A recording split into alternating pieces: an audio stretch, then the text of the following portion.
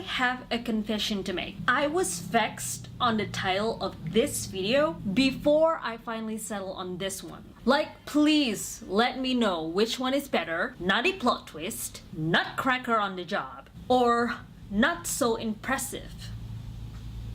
I get that all of these are just nut jokes, but I simply cannot decide. Get it? Get it?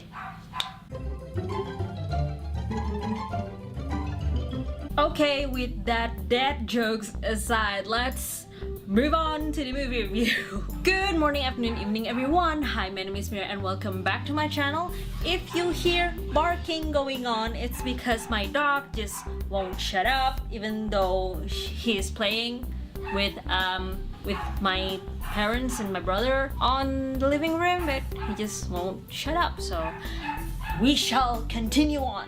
If you haven't, please don't forget to click that bell button besides my subscribe button so you'll be notified if I upload something new. Now, I don't know if this movie is based on a cartoon or a series or the ballet, or is it just based on the actual fairy tale? I don't know. I really don't know. But of course, I can't pass an opportunity to see another Disney movie, so when I got the time, I snagged that chance and finally watched this darn thing.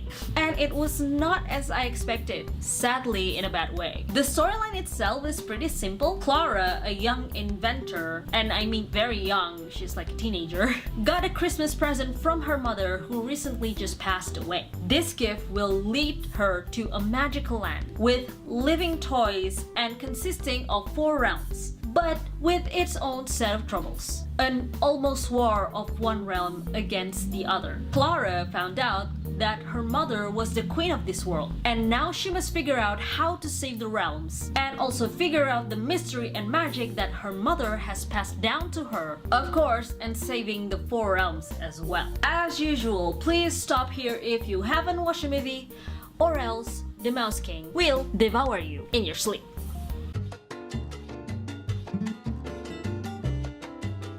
My first reaction was, this movie was set in London, and it is the best version of London I could ever hope for. I mean, it just looks magical. I guess that's the ambience of this movie. And then the storyline rolls in and introduces us to Clara, which is the most creative and smart girl in the family, an inventor really. The story setup is pretty particular. Her mom died and they were still grieving, causing a strain in the daughter-father relationship. Still grudging to her father, Clara will embark on a journey that would make her learn more about her mother and herself, and she will eventually find her place and live happily ever after. It's a safe story, really easy to understand, and really predictable on the outcome from Clara's side. Though, the journey itself was a bit surprising.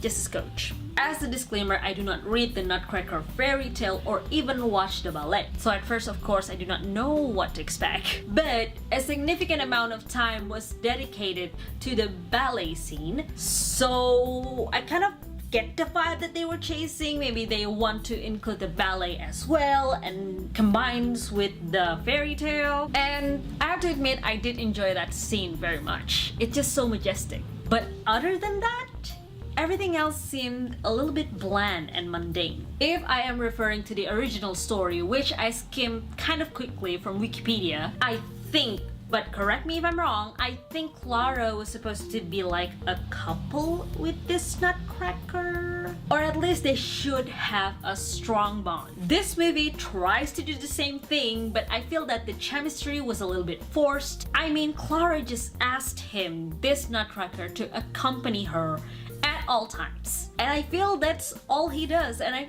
it's just what his character's supposed to that's just it. He's just supposed to follow Clara around. Captain Philip, which is the name of the Nutcracker, doesn't shine as much as I think he should be. The most awkward scene for me is when Captain Philip said goodbye to Clara. I think the scene was supposed to be heartfelt and touching, but it seems it was forced from my point of view, at least. The effects are what most amazing from this movie. obviously, although I think that is the only thing that you can expect to be good. Oh, and the plot twist of Sugar Plum Fairy being the actual villain instead of Mother Ginger. The trailer leads you to believe that Mother Ginger is responsible for everything, but as the movie goes, I have an inkling that something was wrong with Sugar Plum. I think she could be like a reincarnation of her mother, of Clara's mother, but no.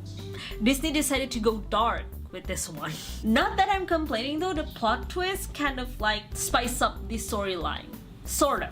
Aside from all the things I've said, the characters also didn't really stand out much. For the first time, I think I do not really have a favorite in a movie, and it goes the same for both villain and the protagonist. Everything and everyone is just so blah, so predictable, and dare I say, so boring. And I will say you shouldn't waste your time on watching this movie because it will most definitely disappoint you. Just wait a bit for Fantastic Beasts 2 or even Robin Hood. Maybe those are more suited for you sitting in the theaters. I'm sorry Disney, but for this one, you definitely didn't kill it. In fact, you literally killed the movie.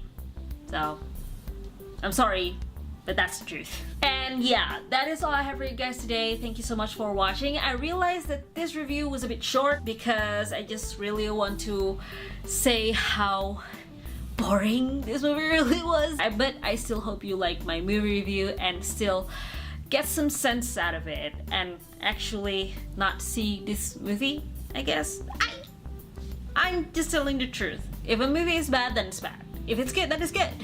So thank you so much for watching, and don't forget to drop a comment, like, subscribe, follow me on Facebook and Instagram. They are in my description below. Thank you again so much for watching, and I will see you next time. Bye!